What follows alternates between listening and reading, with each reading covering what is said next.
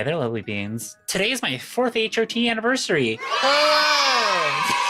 No, seriously, it's my 4th year of being on HRT when this video goes up. I know, kind of a strange day to have it on, but there's nothing else about this day that's at all important. Even more so as an American. Yeah, I am. Nothing about this day is important. Nope. Many of you have asked, how did I get here? What finally made me realize that I was trans? And why today of all days? Well, you at least answer a few of those right now and share my experience with figuring out how I am trans. How did I know that I am trans? Well, I didn't. Or at least I didn't have a word for it while I was growing up. When I was younger, I knew I didn't fit in with the boys, but I also didn't want to be seen as a girl. And the wording here is very important. I grew up in a very small town in rural Missouri that was just as conservative as it was white, which is a way to say extremely so. When I was growing up, I was raised by 5 women. My mom, her 2 sisters, my grandmother, and my great-grandmother. The common thing that I learned from all but one of them was that it was okay to cry and let my emotions out about things. And I was bullied endlessly for this by my classmates and told that I was just a girl. Knowing that I was being mocked and I would always fight back on it, I didn't want to be seen as a girl because I thought being seen as one was bad. These thoughts plagued me for so much that I hid any thought about wanting to be a girl further down. But the thoughts never stopped, and they would become stronger when I was in 8th grade. A commercial for an Oprah played on my parents' TV while I was waiting for my mom to finish getting ready for school. She had recently become a special education teacher for my school, so my brother and I would always ride with her to work in the morning rather than take the school bus. The commercial was about a trans boy and his parents talking about his experiences of not wanting to be a girl, along with the decisions that the parents made to finally let their son be happy. I watched that commercial completely enthralled with the idea that a girl could become a boy. And the first thought that hit my head was, I really wish there was a surgery that would make me into a girl, which was immediately followed by, I can't let others know this thought because I'm going to be bullied. So I pushed it down for 15 years. And during that time, I never took credit for my own accomplishments, which I have quite a few of, and would avoid taking pictures as much as I possibly could. When did I know that I am trans? Well, this question is kind of complicated, and it has a few answers to it. I've known that I've wanted to be a girl since I was 4 and wanted to go play with Barbies with all the other girls in my daycare. But bullying and teasing from other kids and adults around me made me push those feelings down. The next big realization that I had was in 8th grade with the aforementioned Oprah commercial. Around that time, I was having dreams of being a girl, a toy that could make me a girl by sitting on it, or doing things like wearing my mom's clothing and tucking when I was the only one home, which really should have been a sign because I had no material to tell me or show me what tucking was. Again, rural Missouri, early 2000s. Internet was not a thing in my area.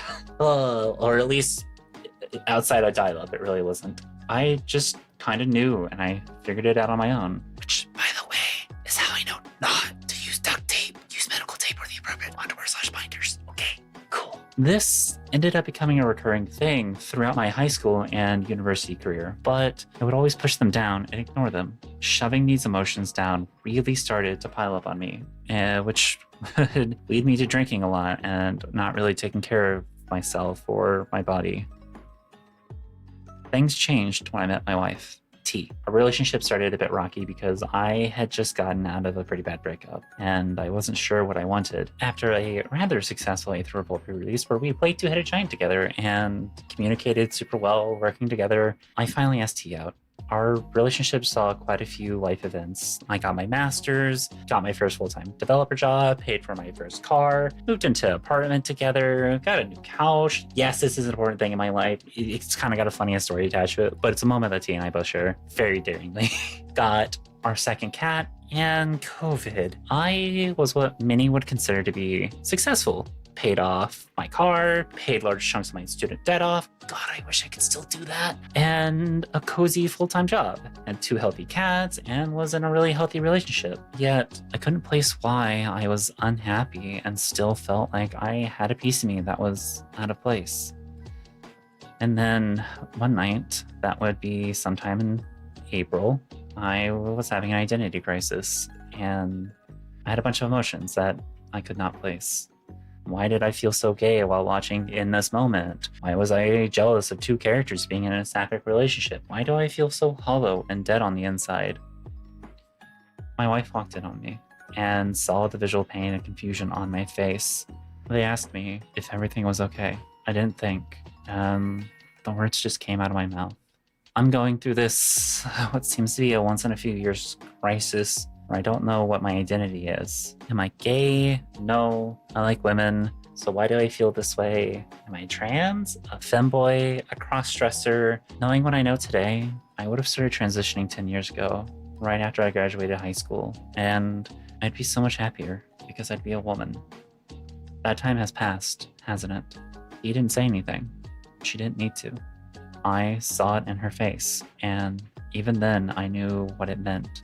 So, after 4 months of therapy, a surgery to remove my overactive parathyroid, my therapist asking if I had thought about it, and talks with an endocrinologist, I got onto HRT. I was prescribed them on the evening of September 10th, and made the completely wise decision to start in the morning because I thought, oh, well, I can have it be a routine in the morning, and then, totally didn't think about it being a relevant day to the United States. Yeah. Oh, what's this? An email ping? What's this all about? And it's from work? Okay, hold on.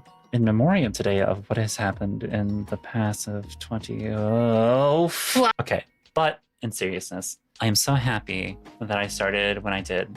I know a lot of people are scared to start something like HRT, but it was something that I knew I had to try. And as my therapist and I had discussed, I could stop at any point if I ever felt like it wasn't for me. I don't regret it. And I've learned to not only love myself, but also love my body and my achievements. So yeah, that's my story.